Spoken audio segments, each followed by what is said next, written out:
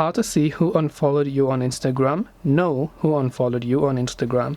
So if you actually followed someone and then they followed you back, but after a certain while you feel that some people have unfollowed you, meanwhile you are still following them, and then you want to find out who exactly unfollowed you. Fortunately, we have a solution for you, but it is quite a tedious process, so you want to make sure to stick with me till the end.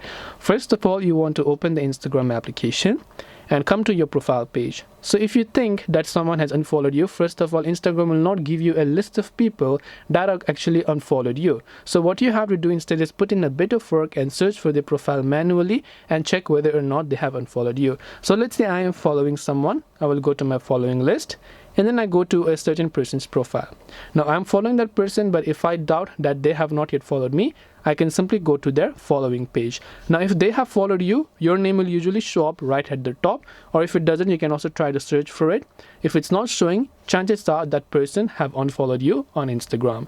So these are the ways, and you can just do this for any people that you doubt might have unfollowed you, and hopefully you'll be able to find it. If you have got any further questions, feel free to leave them down below. Thank you for watching till the very end, and see you soon in our next video.